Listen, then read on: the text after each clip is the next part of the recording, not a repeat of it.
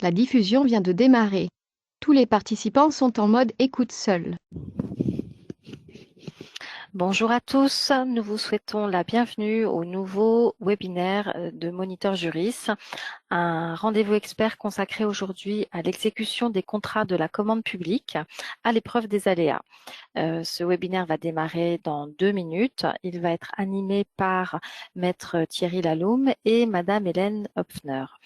Donc encore quelques instants de patience et à tout de suite pour ce nouveau rendez-vous expert de Moniteur Juris.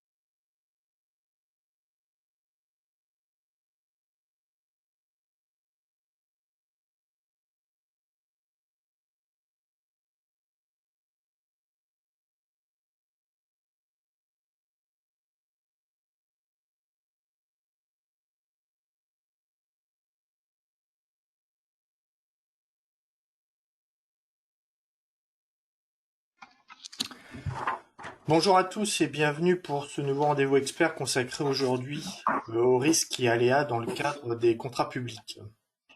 La multiplication des crises, qu'elles soient sanitaires, économiques, énergétiques, etc., leur enchaînement, voire leur cumul, bouleverse la passation et l'exécution des contrats de la commande publique. Ces aléas, auxquels il faut ajouter l'aléa contentieux, tendent à devenir la règle et obligent les parties prenantes à essayer d'anticiper dès le stade de la passation des contrats les conséquences de la survenue d'événements extérieurs et imprévisibles sur l'exécution du contrat. Ils invitent également les praticiens à bien distinguer ce qui relève du risque pris par le concessionnaire de ce qui relève de l'aléa et à la répartition de la charge de ceci au sein de la relation contractuelle. Afin de vous présenter ces différents points, j'ai le plaisir d'accueillir aujourd'hui, en partenariat avec l'Institut de la gestion déléguée, Madame Hélène Hopfner, professeure de droit public à l'Université Paris 1 Panthéon-Sorbonne, et Maître Thierry Laloum, avocat associé au cabinet Willkie Farr. Avant de vous laisser la parole, je vous rappelle que vous avez à tout moment la possibilité de poser par écrit vos questions via la boîte de dialogue ouverte sur la droite de votre écran. Madame Hopfner et Maître Thierry Laloum, je vous laisse la parole. Merci beaucoup. Je suis Hélène Hopfner, je suis donc professeure de droit public à la Sorbonne et ce matin, j'essaierai de présenter les aspects un peu plus théoriques du sujet qui nous réunit. Bonjour, donc je suis Thierry Laloum, je suis avocat. Je veux préciser que je suis le plus souvent avocat du secteur privé, jamais de l'État, et j'interviens le plus souvent sur des dossiers dans lesquels il y a des difficultés d'exécution. Donc, le point de vue que je vais exprimer aujourd'hui, c'est un point de vue partial, c'est un point de vue subjectif. Parfois, il pourra être considéré comme quelque peu caricatural. Pourtant, je peux vous assurer qu'il ne sera le fruit que d'une expérience longue dans la gestion des contrats publics. Le contrat, quelle que soit sa nature, est un pari sur l'avenir et il nécessite donc de véhiculer les idées d'assurance et de stabilité pour garantir la vie des affaires et sécuriser les investissements. plus il est de longue durée, plus il est exposé à des aléas, c'est-à-dire à des événements imprévus, à des phénomènes qu'il n'est pas possible de prévoir, à ce qu'on appelle en droit des sujétions imprévisibles qui vont rendre son exécution plus difficile, plus onéreuse, voire dans certains cas impossible. Ces aléas, par définition, ils sont par nature imprévisibles, ils sont insusceptibles d'être prévus, d'être anticipés et d'être chiffrés dans le contrat. C'est ce qui doit les distinguer des risques, qui au contraire sont des sujétions prévisibles, qui font partie de l'activité d'un opérateur économique, d'un projet. On parle parfois dans le langage courant de risque du métier. Les risques, il appartient aux parties et notamment à l'entreprise candidate de les intégrer dans son offre. Il appartient à cette entreprise de les anticiper, de les chiffrer, et il appartient ensuite à l'entreprise qui a été désignée comme titulaire du contrat de les assumer tout au long de la vie de ce contrat. Pour le dire encore un peu autrement, le risque, il fait partie intégrante d'un engagement contractuel, en particulier dans les contrats de concession, dont il est un élément de définition, et je vous renvoie ici à l'article L 1121-1 du Code de la commande publique, qui précise bien la définition du contrat de concession et qui insiste sur le risque comme élément de définition. Alors, ça n'est pas le cas de l'aléa. L'aléa, on vient de le dire, c'est vraiment une circonstance imprévisible qu'un opérateur diligent ne pouvait pas raisonnablement prévoir, dont il ne pouvait pas prévoir la survenance et ou l'étendue et ou l'ampleur des conséquences qu'il a ensuite entraînées. Alors, c'est une distinction qui est, à mon sens, essentielle et qui n'est pas toujours aujourd'hui, je crois, suffisamment établie. Elle l'est théoriquement, en tout cas, la doctrine s'efforce de mettre en évidence cette distinction, en tout cas sous la plume de la majorité des auteurs. Je ne crois pas en connaître qui fasse la confusion. Elle l'est beaucoup moins en pratique et elle l'est beaucoup moins dans cette ère un peu nouvelle que nous connaissons, à savoir l'ère qui a commencé avec la crise sanitaire, avec la pandémie de Covid-19 en 2020.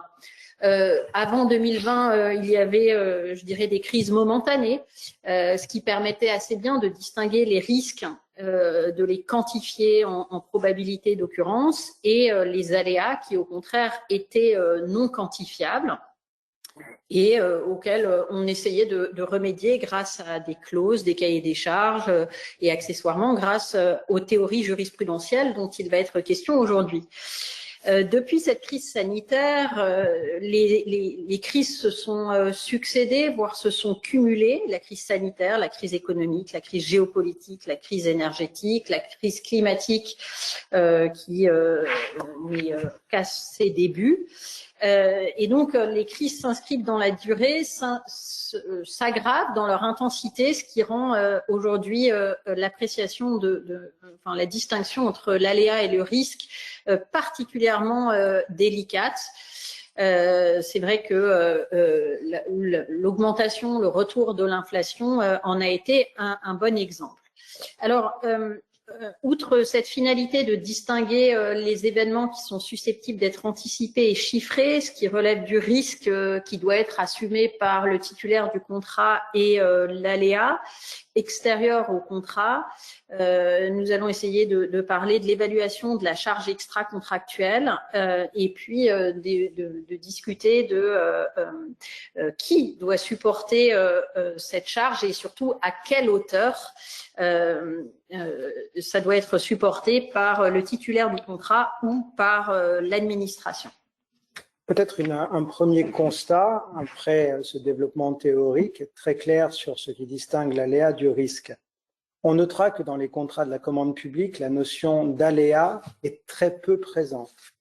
En dehors, on le verra, de l'imprévision, de la force majeure, qui sont des aléas célèbres, on ne parle que très peu du mot aléa. En revanche, tout le monde pourra reconnaître que la notion de risque est omniprésente. De même, les risques sont le plus souvent massivement et intégralement transférés aux co-contractants de l'administration.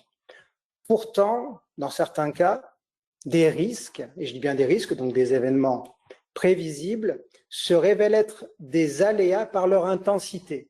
Et dans ce cas-là, rien n'est prévu pour le co-contractant, ce qui est une première difficulté justement de cette notion de risque comparée à celle d'aléa, c'est d'arriver à déterminer le moment où le risque devient un aléa et le moment où nécessairement les parties doivent se rencontrer pour trouver ensemble les moyens d'y faire face.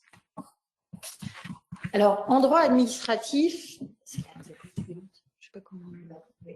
merci. En droit administratif, il existe plusieurs théories jurisprudentielles qui permettent d'organiser la résistance, qu'on appelle la résistance du contrat aux aléas. Des théories jurisprudentielles qui sont nées au début du XXe siècle et qui permettent de garantir eh bien, la continuité du service public et aujourd'hui, au XXIe siècle, plus largement, la continuité des activités d'intérêt général. Alors, elles sont très connues parce qu'elles sont emblématiques de la théorie générale du contrat administratif, mais aujourd'hui, notre rôle, c'est un peu de les réexaminer ensemble, de les illustrer dans la période contemporaine.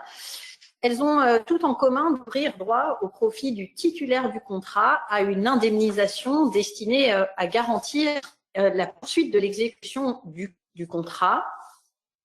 Et c'est d'ailleurs une condition pour que le titulaire du contrat puisse être indemnisé, cette poursuite de l'exécution du contrat.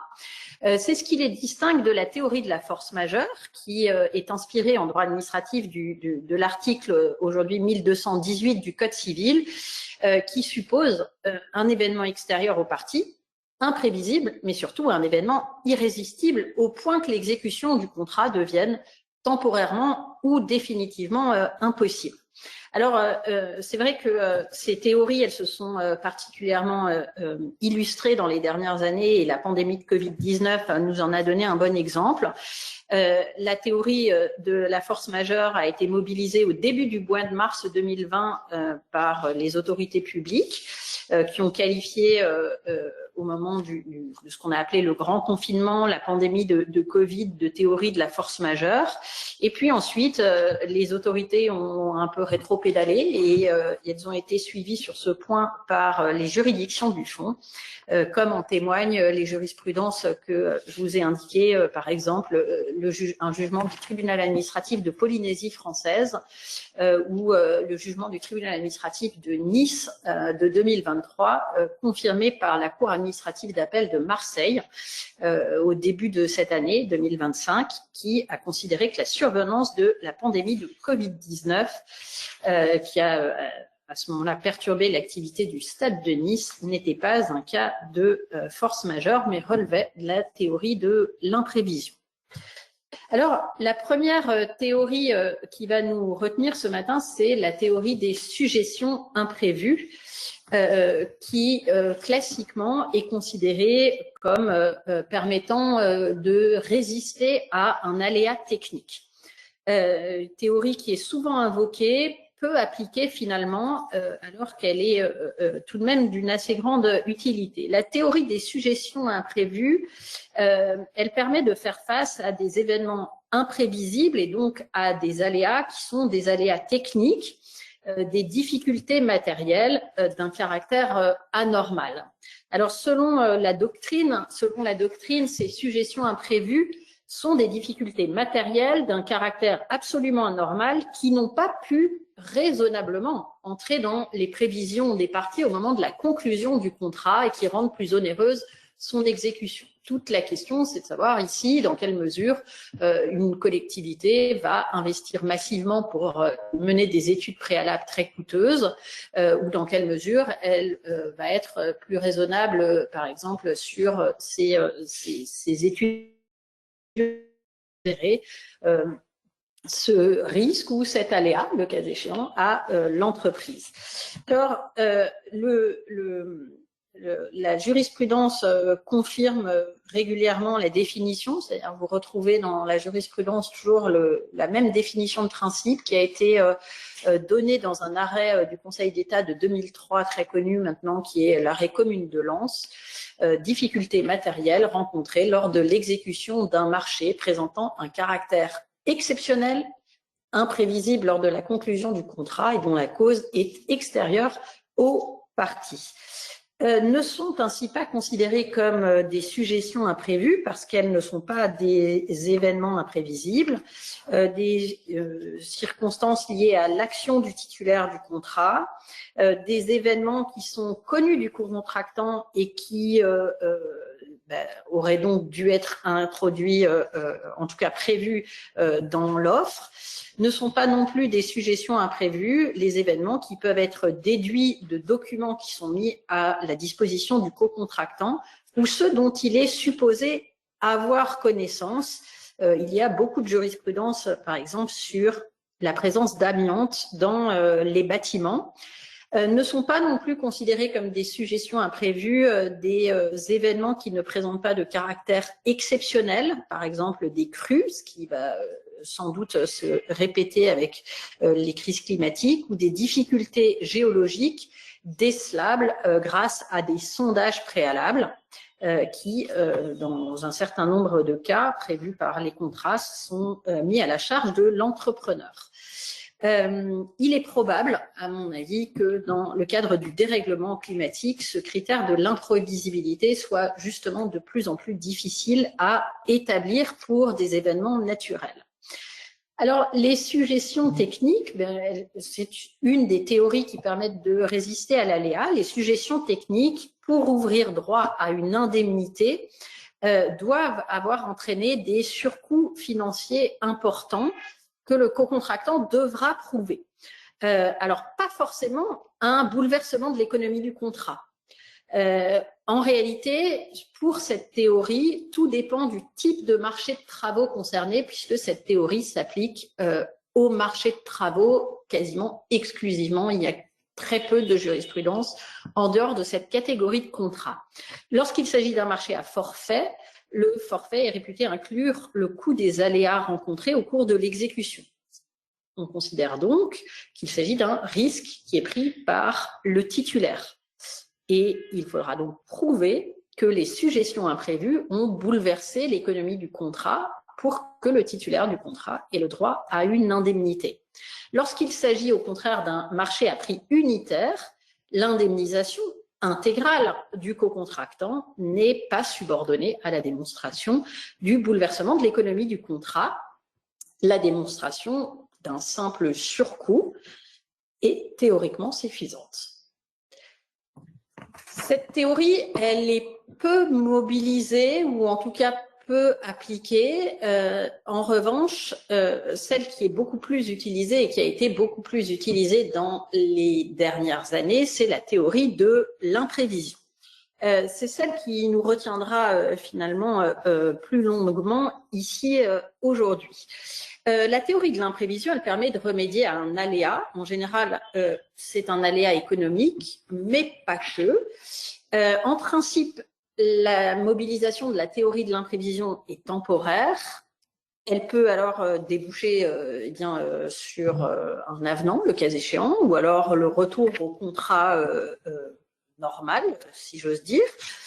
Elle peut aussi, si elle s'avère être de longue durée, si elle se poursuit dans le temps, elle peut déboucher sur l'application d'une autre théorie, qui est la théorie de la force majeure administrative reconnue par la jurisprudence en 1912. Alors, la théorie de l'imprévision, elle a été systématisée par un arrêt resté très célèbre et très connu des étudiants des facultés de droit. C'est un arrêt du 30 mars 1916, Compagnie Générale d'Éclairage de Bordeaux, aujourd'hui codifié à l'article L6, troisièmement, du Code de la commande publique. Cette théorie de l'imprévision, elle vise l'hypothèse où survient un événement extérieur aux parties. C'est une première condition. Il doit être imprévisible et il doit provoquer un bouleversement temporaire de l'équilibre du contrat. Quand ces conditions sont réunies, le co-contractant qui a poursuivi l'exécution du contrat a alors le droit à une indemnité. Le caractère d'irrésistibilité qui est propre à la force majeure n'est pas exigé. L'exécution du contrat, pour que la théorie de l'imprévision s'applique, l'exécution doit être difficile, mais elle reste possible. L'événement imprévisible est donc surmontable et il est surmontable grâce à cette aide qui va être versée par l'administration. Alors, il y a plusieurs remarques à faire autour de ces grands principes et ces grandes conditions. La première remarque, elle est relative d'abord au champ d'application de cette théorie de l'imprévision. Cette théorie de l'imprévision, elle est généralement appliquée, enfin, elle est généralement considérée comme un élément essentiel de la théorie générale du contrat administratif et pourtant, elle ne s'applique qu'à certains contrats administratifs. Elle ne s'applique qu'à certains contrats administratifs, ceux qui confient à leur titulaire le soin d'exercer une mission de service public ou d'intérêt général. Et donc, son champ d'application, c'est essentiellement les contrats de la commande publique. C'est pourquoi le juge administratif refuse de l'appliquer aux conventions domaniales. Attention, la théorie de l'imprévision administrative ne s'applique pas aux contrats de la commande publique, qui seraient des contrats de droit privé. C'est alors la théorie de l'imprévision, ou en tout cas celle qui ressemble à la théorie de l'imprévision administrativiste, qui est aujourd'hui prévue à l'article 1195 du Code civil qui s'applique et qui laisse la main ensuite au juge judiciaire.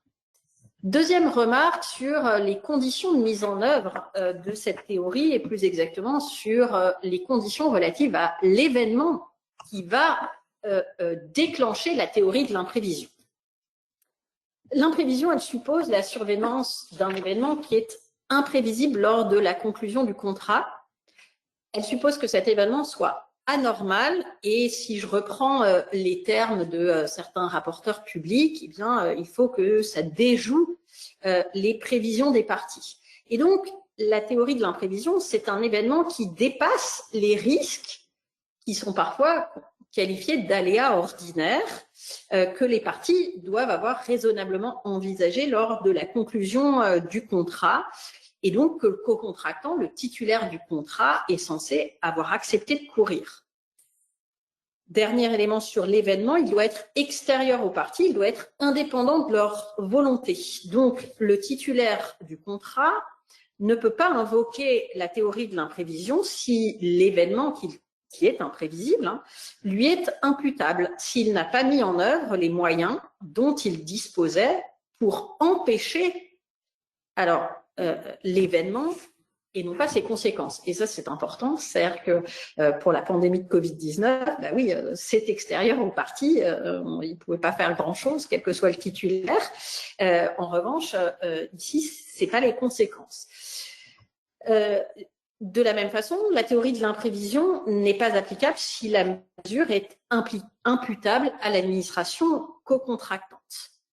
Alors, classiquement, la théorie de l'imprévision, elle s'applique lorsque l'événement est d'ordre économique. Donc souvent, en tout cas historiquement, ça s'appliquait beaucoup pour des événements de dépréciation monétaire ou pour une augmentation drastique du coût des matières premières. On se souvient de l'augmentation à l'époque du charbon ou augmentation de l'énergie plus généralement. Elle a d'ailleurs ressurgi à ce sujet-là au moment de la crise énergétique de 2022. On a vu dans les dernières années qu'il peut s'agir d'une crise sanitaire. Ça a été jugé pour la pandémie de Covid-19. Je vous ai parlé à l'instant du TA de Nice, qu'il a bien qualifié d'imprévision. Je vous en donne un autre exemple. Il y a une jurisprudence du tribunal administratif de Dijon de 2024 qui qualifie la pandémie de Covid-19 d'événement imprévisible. Alors, de façon plus discutable, ou en tout cas, il convient de se poser la question, la jurisprudence a parfois admis que l'intervention d'une administration ou de l'administration co-contractante, donc selon les hypothèses, soit considérée comme un événement susceptible de déclencher la théorie de l'imprévision, ce qui est problématique dans les deux cas. Si l'événement émane de la personne publique co-contractante, si les mots ont un sens, dans ce cas-là, eh bien cet événement n'est pas extérieur aux parties. Et donc, c'est normalement la théorie du fait du prince qui doit prendre le relais, théorie dont les conditions de mise en œuvre ne sont pas les mêmes et dont les conditions ensuite d'indemnisation sont différentes. Si l'événement est une mesure administrative qui émane cette fois d'une autre personne publique, par exemple, si on a un contrat conclu par une collectivité territoriale et qu'il y a une mesure de police qui est prise par l'État ou une mesure administrative qui est prise par l'État, ce qui a été le cas pour l'état d'urgence sanitaire, la qualification est beaucoup moins évidente. La difficulté, à mon sens, c'est plutôt de distinguer alors le régime de l'imprévision de la responsabilité extra-contractuelle sans faute du fait des lois ou des actes réglementaires. On en a un exemple assez net dans la jurisprudence du tribunal administratif de Paris que je vous ai indiqué du 29 février 2024, Société du parc Baudoyer à propos de l'exploitation d'un parking. Troisième remarque sur la théorie de l'imprévision, remarque relative cette fois aux conditions, plus exactement aux conditions, je dirais, financières. Une fois qu'on a identifié l'événement imprévisible, il faut en plus identifier quelles sont les conséquences de cet événement qui vont permettre de déclencher cette théorie.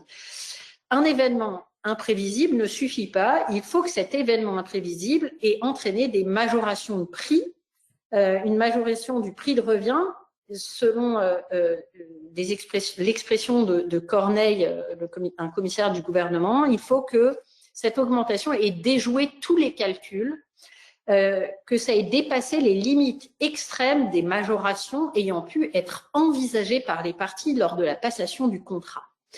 Les mots de Corneille, qui datent de 1920, me semblent particulièrement appropriés et toujours d'actualité.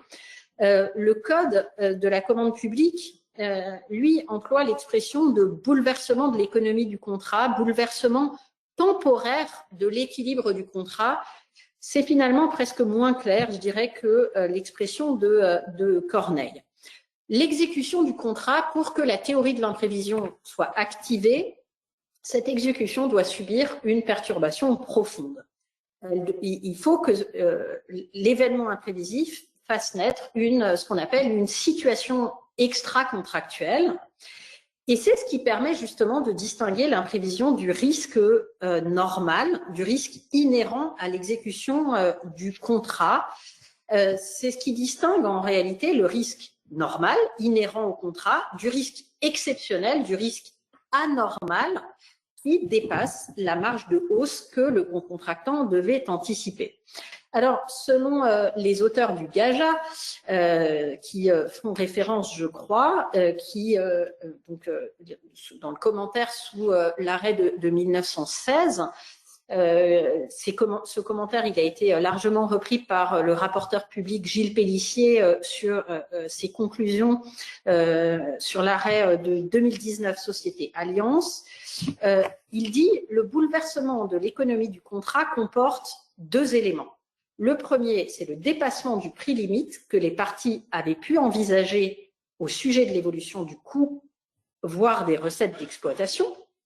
Et il nous dit, cette condition, elle rejoint celle de l'imprévisibilité. Le second est de caractériser un déficit d'exploitation qui est réellement important. Et donc, il ne s'agit pas seulement d'un manque à gagner. Donc, pour apprécier l'existence de cette condition, je dirais, économique, il faut procéder à un rapprochement des recettes brutes de l'exploitation et des charges que le concessionnaire a dû supporter et d'identifier un déficit d'exploitation. Alors, en pratique, l'identification de cette charge extra-contractuelle est particulièrement délicate. On l'a vu dans les dernières années. Il y a deux difficultés, à mon sens. La première difficulté, c'est d'identifier la période pour apprécier ce bouleversement. Elle est souvent discutée par les parties.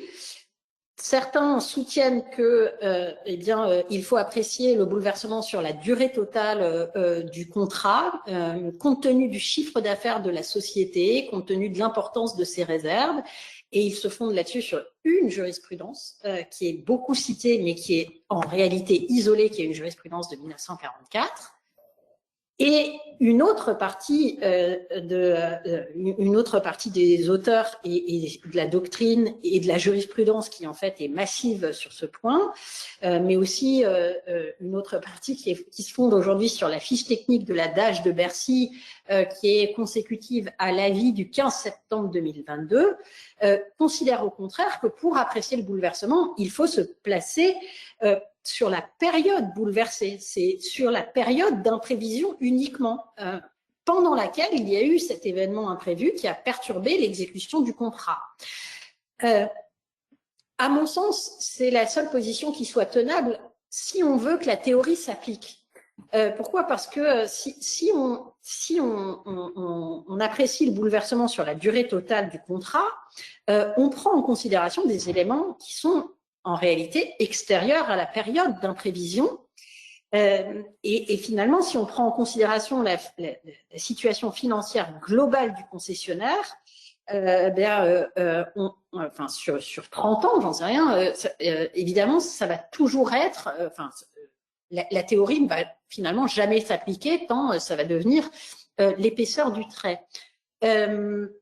En réalité, la durée totale du contrat, elle permet d'apprécier, elle doit être prise en considération pour apprécier le bouleversement en cas de modification du contrat, mais en réalité, pour l'indemnisation d'un événement imprévu, pour la mise en œuvre de la théorie de l'imprévision, il faut prendre en considération la seule période bouleversée et tout au plus peut-on prendre en considération la situation de l'entreprise pour répartir la charge extra-contractuelle, mais à aucun moment pour apprécier le bouleversement général de l'économie du contrat.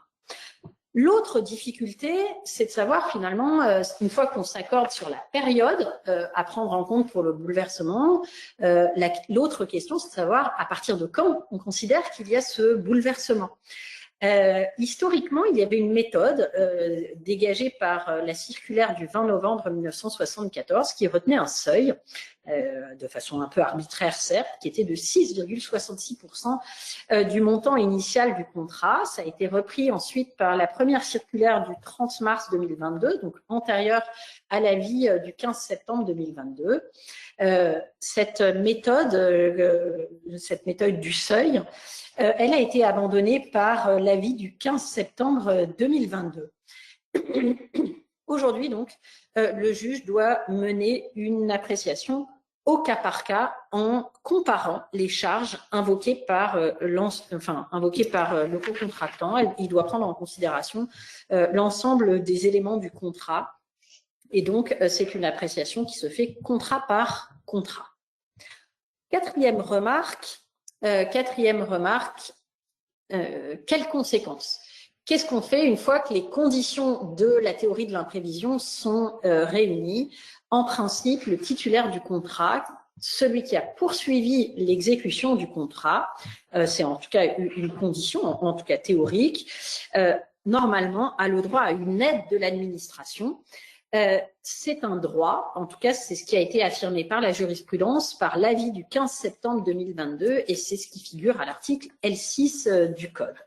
Alors cette aide, elle est calculée en deux temps. Il faut d'abord calculer cette fameuse charge extra-contractuelle supportée par le titulaire du contrat, le déficit d'exploitation indemnisable, et il faut ensuite répartir cette charge, ventiler cette charge entre l'administration et son co-contractant, puisqu'ici, ce n'est pas une indemnisation intégrale d'un préjudice subi, c'est une aide qui vise à compenser les pertes anormales, on retrouve cet élément d'anormalité, les pertes anormales supportées par le titulaire du contrat en raison de l'aléa. Et donc, il a le droit à l'indemnisation de la part du déficit qui excède les pertes maximales raisonnablement envisagées par les parties lors de la conclusion du contrat. Et ce qui a un peu changé en 2022 quand même, c'est qu'aujourd'hui, on considère depuis 2022 que cette charge qui doit rester cette charge extra-contractuelle qui reste à la charge, pardon pour la redondance, du titulaire du contrat, c'est une fourchette entre 5 et 25%, justement en fonction de la situation financière de l'entreprise. Peut-être un nouveau constat tiré de la pratique, et alors même que l'événement d'imprévision est un aléa, puisqu'il s'agit d'un événement imprévisible, il ne donne pas droit, comme on vient de voir, à une réparation intégrale du préjudice, tant s'en faut. Pourtant, comme tout aléa, cet événement n'a pas pu être pris en compte dans l'équilibre économique du contrat. Il s'agit donc d'un événement qui est très préjudiciable pour le co-contractant lorsqu'il survient. Pourtant, alors même que le co-contractant a poursuivi l'exécution du contrat, raison pour laquelle il peut faire une demande d'indemnisation, les personnes publiques se montrent très réticentes à faire droit à ce type de demande. Il s'agira pour la personne publique de nier le caractère imprévisible de l'événement ou le plus souvent de contester la réalité du bouleversement de l'équilibre économique du contrat. Si par miracle cette théorie donne droit à indemnisation, ce sera longtemps après que le co-contractant ait dû faire face à ces difficultés d'exécution du contrat. Donc, cette théorie qui était d'une incroyable originalité en 1916 lorsqu'elle a été énoncée et qui faisait la force avec la théorie du fait du prince du droit des contrats administratifs, est aujourd'hui très rarement appliquée, ce qui, à mon sens, est très dommageable, évidemment, pour les co-contractants de l'administration, mais aussi, à mon sens, pour l'administration elle-même, qui peine aujourd'hui à susciter de l'intérêt dans le cadre de ces appels d'offres. Cinquième et dernière remarque pour cette théorie de l'imprévision. Qu'est-ce qui se passe ensuite si les parties s'accordent ou ne s'accordent pas? Que se passe-t-il si les conditions semblent réunies? Comment est-ce que ça se matérialise? Alors, la première configuration, c'est celle où les parties s'entendent et on le souhaite. Les parties se mettent d'accord. Elles ont deux possibilités. Soit elles signent un avenant. Qui permettra d'intégrer cette aide ou de modifier le contrat de telle sorte qu'il puisse continuer à être exécuté. Et dans ce cas-là, c'est une modification du contrat initial et le Conseil d'État nous l'a dit dans l'avis de 2022, cet avenant sera soumis aux dispositions du Code de la commande publique relative à la modification du contrat initial. Soit les parties se mettent d'accord, mais seulement sur une indemnisation du titulaire du contrat et donc sur une aide financière. Et dans ce cas-là, elles peuvent signer une convention indemnitaire, parfois appelée convention ad hoc, selon le vocabulaire de 2022. Cette convention indemnitaire, le Conseil d'État nous l'a dit dans l'avis du 15 septembre 2022, c'est une convention, je dirais, satellite. C'est une convention qui ne vient pas s'intégrer dans le contrat, qui n'est donc pas considérée comme une modification du contrat et qui n'est donc pas soumise aux dispositions du Code relatives à la modification du contrat. Solution très ingénieuse, je dois dire, qui permet d'indemniser sans modifier, avec toutes les réserves que j'ai déjà pu exprimer dans d'autres écrits sur la conformité véritable au droit de l'Union européenne. Et puis, il y a la configuration où les parties ne se mettent pas d'accord. Les parties ne se mettent pas d'accord, elles saisissent, soit elles mettent en œuvre bien la procédure qui sera prévue au contrat s'il y en a une de prévue par le contrat de conciliation ou de médiation, soit elles saisissent le juge. Et c'est le juge qui fixera le montant de l'indemnité s'il considère que les conditions de l'indemnité sont réunies. Dans cette hypothèse-là, le juge ne modifie pas le contrat, et là je suis bien devant le juge administratif. Le juge administratif ne modifie pas le contrat, il accorde une aide, elle aussi, qui est considérée comme extérieure au contrat.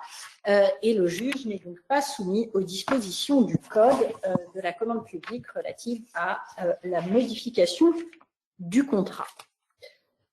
Dernière théorie, en tout cas dans la pure théorie classique du contrat administratif, la théorie du fait du prince. qui désigne traditionnellement un aléa administratif, un aléa juridique. La théorie du fait du prince, elle fait l'objet de pas mal de débats doctrinaux. Il existe en réalité 3 définitions qui circulent, je dirais, dans la doctrine du fait du prince, et vous me pardonnerez, mais je retiens celle que j'ai toujours retenue dans mes écrits, qui est de dire que le fait du prince désigne les mesures prises par l'autorité co-contractante en vertu de pouvoirs autres que ceux qu'elle détient du contrat, c'est-à-dire en vertu de compétences normatives extérieures aux droits et obligations qu'elle tire du contrat administratif, qui sont imprévisibles par les parties au moment de la conclusion du contrat. Alors, pourquoi est-ce que j'ai retenu cette définition et pas une autre?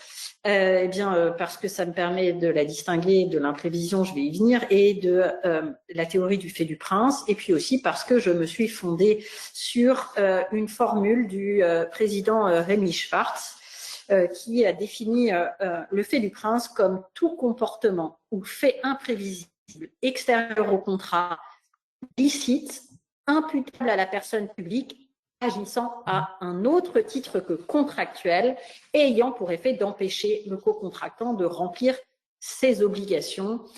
Autrement dit, je vise là des actes de police qui seraient prises par l'autorité co-contractante ou des mesures fiscales ou des mesures sociales. Vous l'aurez compris, je ne suis pas très fan, si j'ose dire, de la définition qui a pu être donnée par le tribunal administratif de Paris le 31 mars 2022, société Indigo Infra-France, que je vous ai mise sur la slide. Pourquoi? Eh bien, tout simplement parce que cette définition qui a été donnée considère qu'il faut un bouleversement de l'équilibre économique du contrat, ce qui, dans la doctrine classique, et notamment dans le traité du contrat administratif, qui reste la référence, je crois, sur la question, n'a jamais été pris en compte comme une condition de mise en œuvre de cette théorie. D'ailleurs, la Cour administrative d'appel de Paris en 2024 n'a pas repris cette définition et ne s'est donc pas alliée à la prise en compte de ce critère du bouleversement. En réalité, la théorie du fait du prince se distingue très clairement, ou en tout cas théoriquement, elle se distingue très clairement et doit être distinguée de la théorie de l'imprévision. D'abord parce que le fait du prince, contrairement à l'imprévision, n'est pas extérieur aux parties. On vient de le dire, le fait du prince, il est imputable à l'administration co-contractante. C'est un acte, c'est un fait de l'administration co-contractante qui vient modifier l'exécution du contrat, qui vient altérer les conditions d'exécution du contrat. Le deuxième élément de distinction, c'est parce que le fait du prince, lui, n'implique pas que le titulaire du contrat ait subi un bouleversement de l'économie du contrat. Ça n'est pas une condition de son indemnisation. Le jugement du tribunal administratif de Paris est isolé et j'espère qu'il le restera. Enfin, troisième condition, troisième élément de distinction, la théorie du fait du prince, elle conduit à l'indemnisation en principe intégrale du préjudice subi par le co-contractant. Dans la théorie classique, il a le droit au rétablissement de l'équilibre financier du contrat, à l'indemnisation de ses pertes subies et de ses gains manqués, ce qui n'est pas le cas, nous venons de le dire, pour la théorie de l'imprévision. Encore une fois, un constat résultant de la pratique, s'agissant du fait du prince, on est donc face à un événement imprévisible et on devrait pouvoir en conséquence considérer qu'il s'agit d'un aléa et donc à ce titre d'un événement dont la survenance n'a pas pu être prise en compte dans l'équilibre économique du contrat. Pourtant, et alors même que ces dernières années les personnes publiques ont multiplié les faits du prince, rares ont été les cas dans lesquels elles ont accepté d'en assumer les conséquences. Cette situation est d'autant plus regrettable qu'il s'agit du fait du co-contractant pris avec une autre qualité et qui, pour ouvrir droit à indemnisation, doit désormais, si on suit le théâtre de Paris, affecter substantiellement l'équilibre économique du contrat. En d'autres termes, et au risque d'être un peu caricatural, tout fait de l'administration qui préjudicie à son co-contractant, mais qui n'affecte pas substantiellement l'équilibre économique de son contrat, n'est pas indemnisable. Dit encore autrement, c'est ainsi un droit donné gratuitement aux personnes publiques de préjudicier aux droits de leurs co-contractants. Mais ce n'est pas tout. Dès lors que dans les contrats publics, il n'y a plus de clause contractualisant l'équilibre économique du contrat, les co-contractants d'administration ont les plus grandes difficultés à faire valoir leurs droits sur ce fondement. Autrement dit, avec la théorie du fait du prince, on autorise l'administration à porter atteinte aux droits de son co-contractant sans risquer d'avoir à en assumer les conséquences. Autre distinction, la théorie du fait du prince, à mon sens, et c'est pour ça que j'ai donné cette définition juste à l'instant, la théorie du fait du prince doit être clairement distinguée du pouvoir de modification unilatérale. Alors, certes, lui aussi donne lieu à l'indemnisation intégrale du préjudice subi, en tout cas théoriquement, mais la théorie du fait du prince, elle s'en distingue parce que l'administration, lorsqu'elle use de son pouvoir de modification unilatérale, use d'un pouvoir contractuel dans le cadre du contrat. Au contraire, la théorie du fait du prince, l'administration use de pouvoirs qu'elle détient en dehors du contrat. Et donc, ce sont des pouvoirs qui ne peuvent pas être prévus par le titulaire du contrat. Alors, l'indemnité du titulaire du contrat, certes, elle est intégrale dans les deux cas. En tout cas, dans la théorie de la modification unilatérale, la théorie doit compenser les charges nouvelles de telle sorte que l'équilibre financier du contrat soit rétabli. En tout cas, c'est ce qui a été rappelé. Il y a là un point de convergence, mais je crois que l'origine du contrat, du pouvoir, pardon, n'est pas le même. Alors, il nous reste à parler d'un dernier point, celui de savoir dans quelle mesure le fait du prince tend aujourd'hui justement à être confondu avec le pouvoir de modification unilatérale.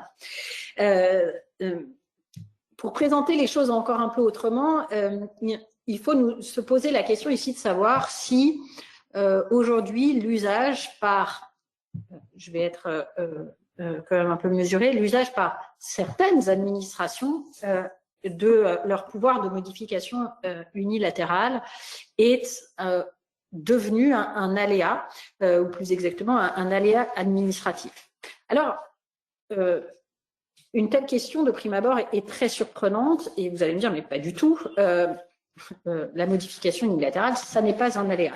J'ai bien dit certaines administrations, et je dis bien dans certains cas, est-ce que le pouvoir de modification unilatérale est devenu un aléa.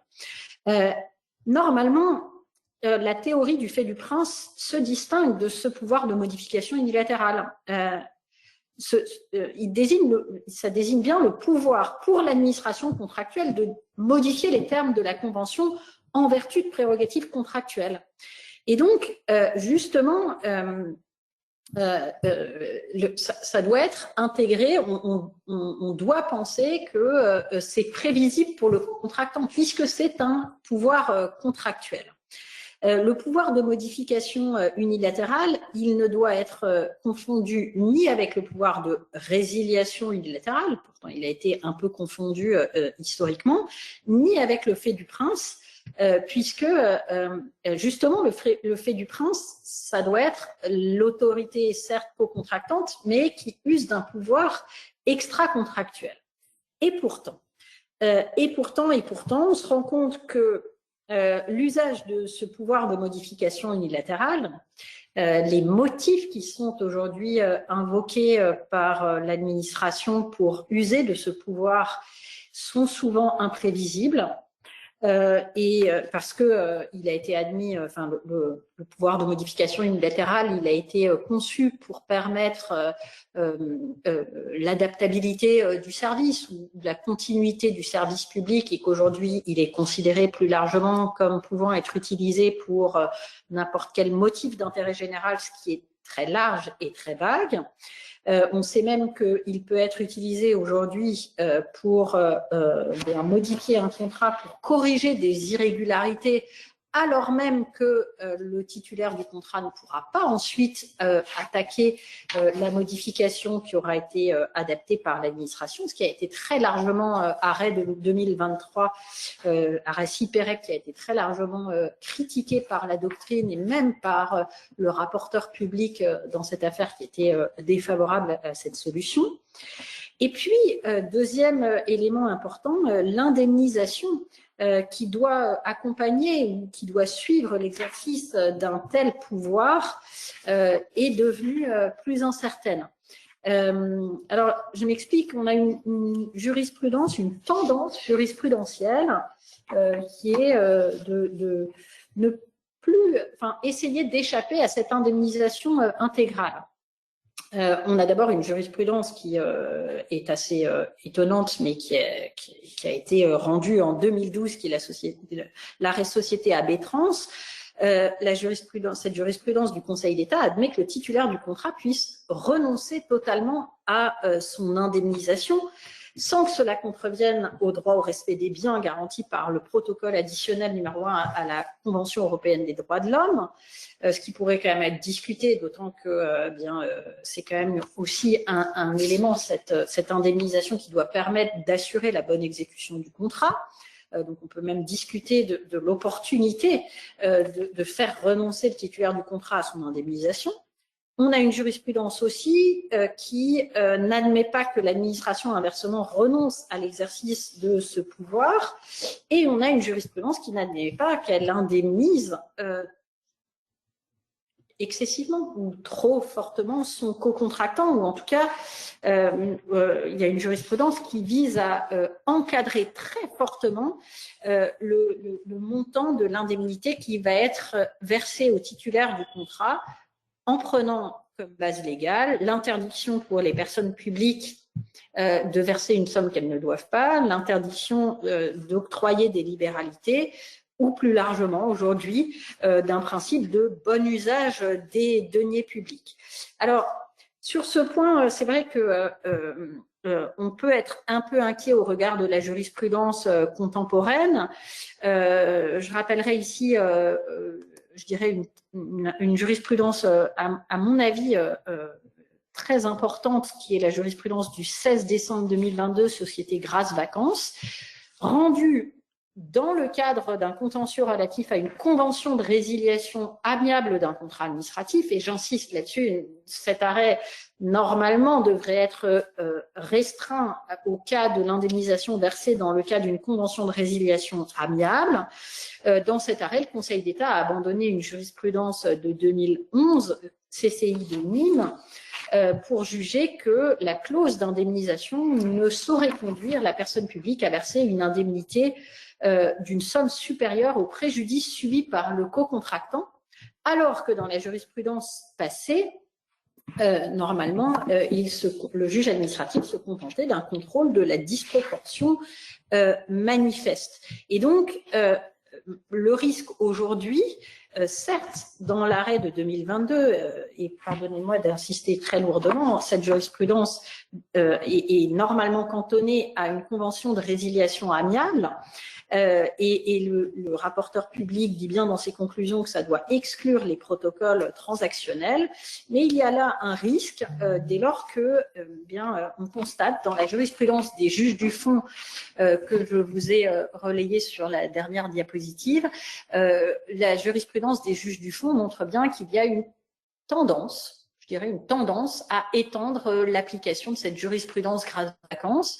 Certes, elle ne s'applique en principe qu'à l'indemnisation à la suite d'une résiliation amiable, ce qui est parfois très respecté, comme dans l'affaire de la Cour administrative d'appel de Nancy de 2023.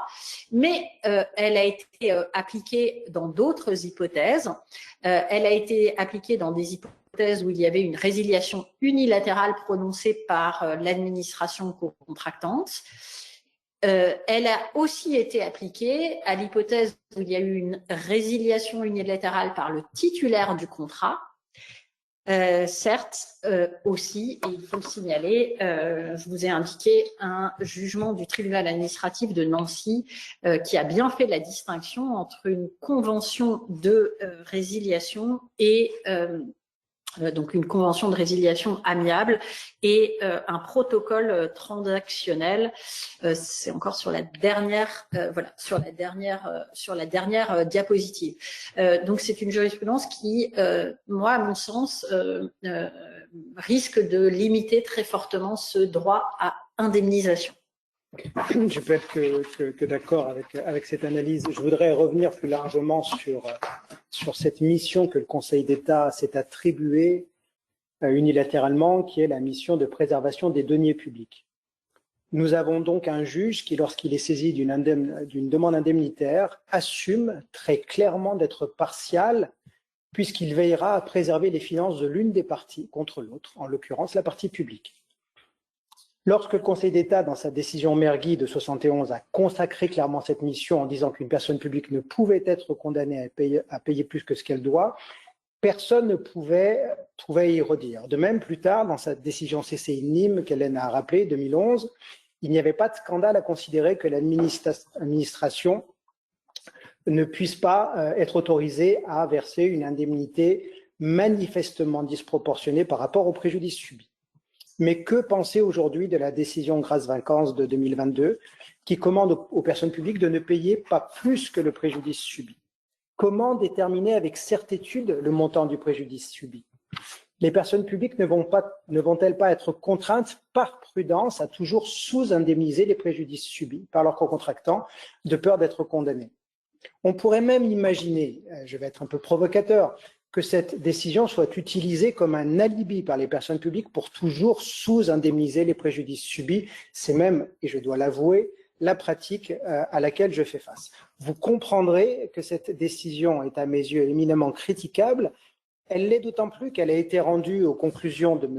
Thomas Pez, qui est l'auteur d'une thèse, à mon sens, magistrale sur le risque dans les contrats administratifs, et parce que c'est le thème de cette intervention aujourd'hui, auteur qui disait que les risques étaient des événements prévisibles qui pouvaient être transférés aux co-contractants, à la différence des aléas qui, en tant qu'événements imprévisibles, n'étaient pas transférés et pour lequel le co-contractant pouvait ou devait avoir droit à indemnisation. Donc ce même professeur Thomas Pez qui magistralement a proposé d'équilibrer les contrats administratifs dans cette décision que j'espère unique, que j'appelle, où j'appelle de mes voeux le Conseil d'État de revenir à plus de raison, a pris une position qui est dangereuse pour la pratique des contrats publics. Peut-être pour conclure rapidement mon propos critique, vous l'aurez noté, sur le comportement de l'administration. Aujourd'hui, je suis désolé de devoir considérer que l'administration, le comportement de l'administration est devenu un aléa, ce qui a pour conséquence au mieux de rendre très prudents les co-contractants d'administration, au pire de les dissuader de le devenir. Et je n'aurais jamais imaginé devoir alerter mes clients souhaitant conclure des contrats avec l'administration sur le fait qu'elle pouvait prendre des décisions surprenantes dont elle refuserait d'assumer les conséquences. Je crois que nous arrivons au terme de ce webinaire et qu'il vient de laisser la parole peut-être à des questions, enfin laisser la place à des questions. Mais écoutez, Maître Thierry Laloum et Madame Fner, je vous remercie pour cette présentation très claire et vraiment très intéressante. Alors, on a deux questions, enfin une question et plutôt un commentaire qui ont été posés, donc je vous pose la première. Comment mettre en perspective et articuler les théories de l'imprévision et de suggestions techniques imprévues avec les dispositions de l'article R2194-5 du Code de la commande publique relative aux circonstances qu'un acheteur diligent ne pouvait pas prévoir. C'est ce qu'a essayé de faire, je crois, le Conseil d'État dans l'avis du 15 septembre 2022, qui distingue bien la théorie de l'imprévision de la modification du contrat et donc de l'application de ces dispositions. Alors, pour ma part, avant cet avis, si vous cherchez mes écrits, j'ai pu écrire que ça mettait en cause la théorie de l'imprévision, ou en tout cas que ça allait, je dirais, refaçonner cette théorie, parce que j'avais l'impression que cette théorie serait contrainte par ces dispositions. Le Conseil d'État a été plus audacieux que moi dans son avis de septembre 2022. Lui, il considère que la théorie de l'imprévision, l'événement imprévisible, peut être une cause de modification du contrat. C'est-à-dire que si les conditions de l'imprévision sont réunies, les parties peuvent décider pour gérer cette situation d'imprévision, elles peuvent décider de conclure un contrat et dans ce cas-là, on va appliquer les dispositions de R 2194-5. Mais il considère aussi que les parties n'ont pas l'obligation de modifier le contrat, qu'elles peuvent se contenter, si les conditions de l'imprévision sont réunies, de conclure une simple convention indemnitaire qui, dans ce cas-là, sera complètement indépendante des dispositions du Code de la commande publique, et il nous dit, pour asseoir son raisonnement, que dans ce cas-là, cette convention indemnitaire n'a pas à être reprise dans le décompte général, qui deviendra ensuite définitif. Alors, c'était pas une question, mais plutôt un commentaire suite à votre présentation. Concernant l'application de la théorie de l'imprévision, analyser l'imprévision uniquement sur la période concernée et non sur la globalité du contrat ne reviendrait pas à priver l'administration de ses possibilités de négocier également l'impact économique sur ses finances. En effet, dans le cadre d'une DSP, notamment, il est parfois difficile de remettre en cause les hypothèses économiques du contractant, l'administration n'ayant pas forcément les outils ou les compétences pour les analyser.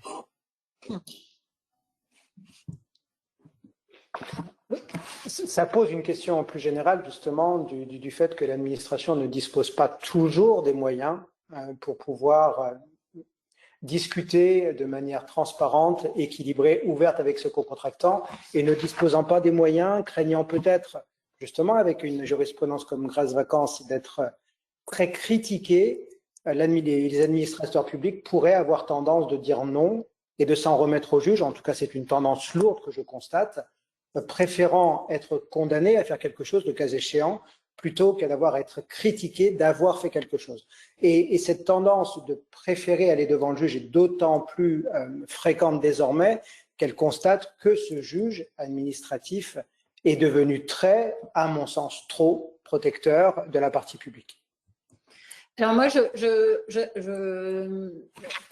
à cette réaction, c'est là un regard un peu théorique, c'est-à-dire que je trouve que la situation de l'entreprise, elle doit être prise en compte, mais au stade de l'indemnité qui va être versée, c'est-à-dire il faut regarder la période de l'imprévision pour voir dans quelle situation est placée l'entreprise. Je sais pas, les stades dans lesquels les co-contractants, les spectateurs n'ont pas pu accéder, les piscines municipales où il n'y a plus personne pendant un certain nombre de semaines, voire de mois. En fait, il y a une période qui est bouleversée, et là, on peut voir si l'économie du contrat tel qu'il était envisagé par les parties est altérée. Et ensuite, on prend en considération la situation de l'entreprise, mais sur l'indemnité qui est versée. C'est-à-dire que l'administration va nécessairement enfin, elle devrait aider son co-contractant, mais dans une mesure moindre si le co-contractant est en très bonne santé. C'est là qu'il y a la fourchette des 5 à 25% qui a été élaborée. Et donc, moi, j'ai tendance à vraiment séparer ces deux phases et donc à apprécier le bouleversement juste sur cette période-là. Et à mon sens, si on veut préserver la vie, l'existence de cette théorie de l'imprévision, pour des contrats d'infrastructure de longue durée, je dis pas pour des petits contrats de 5 ans, mais pour des contrats d'infrastructure de très longue durée, je pense que si on veut la préserver, qu'elle ait un effet utile, il est indispensable de raisonner avec ces deux temps, vraiment d'apprécier le bouleversement et d'apprécier ensuite les conséquences financières, c'est-à-dire l'aide qui va être versée. Alors, une dernière question donc, posée par les participants. Peut-on reprocher à l'administration co-contractante de ne pas avoir anticipé suffisamment la prévision en faisant appel, par exemple, à une AMO? Je n'ai pas entendu la fin. En faisant appel, par exemple? À une AMO.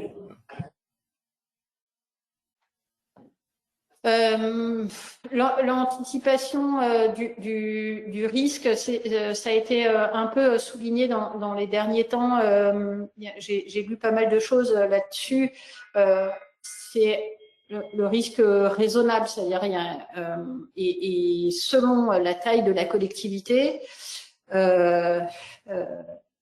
on ne peut pas non plus exiger qu'une administration investisse massivement. En fait, tout dépend du contrat, tout dépend de la taille de la collectivité, de sa situation financière. C'est-à-dire que on ne peut pas lui reprocher, mais d'un autre côté, il ne faut pas ensuite que ce soit un motif pour elle pour tout transférer sur son co-contractant. C'est-à-dire que là, il faut, je dirais, un minimum de collaboration et de bonne entente pour dire on n'a pas pu le faire en amont parce qu'on n'avait pas les moyens, mais il ne faut pas qu'ensuite ça retombe, je dirais, sur les épaules du seul co-contractant de l'administration. Dans les contrats de l'État, on pourrait considérer que c'est très bien anticipé dès lors que les risques, et dans les risques, vous avez compris que j'intègre les aléas, puisque pour l'État c'est la même chose, ils sont massivement transférés dans des contrats d'adhésion, donc pour lesquels le contractant a juste à accepter de signer ou refuser de signer. Et donc là, on peut considérer que c'est une très bonne anticipation. C'est une anticipation malheureuse qui fait qu'ensuite, il n'y a plus de marge de discussion, parce que dans ces cas-là, on transfère le risque et on dit qu'à aucun moment le co-contractant de l'administration ne peut faire de réclamation, ne peut demander d'indemnité, ce qui donc rend la discussion très difficile et ce qui génère des contentieux, en tout cas des difficultés d'exécution. Et il y a quelques années encore, moi je faisais beaucoup de grands projets qui allaient au bout. Aujourd'hui, l'essentiel de mon activité, c'est de gérer les difficultés d'exécution de grands contrats. Alors encore une fois, mon expérience, elle est très limitée parce qu'on ne me fait intervenir que lorsqu'il y a une difficulté d'exécution et plutôt pour les grands projets. Et mon expérience montre quand même que les collectivités locales sont souvent bien plus ouvertes à la discussion que l'État.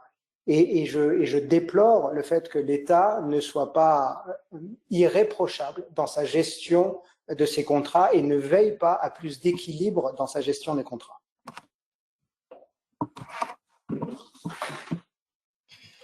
Bien, écoutez, Madame Pfner-Maître, je vous remercie. Donc, on arrive à la fin de ce webinaire. Une nouvelle fois, je vous remercie donc pour cette présentation vraiment très claire et de vous être prêté au jeu des questions-réponses.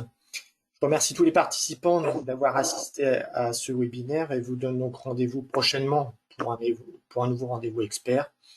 En attendant, vous pouvez toujours consulter notre base de données Moniteur Juris régulièrement mise à jour. À très bientôt. Je vous remercie.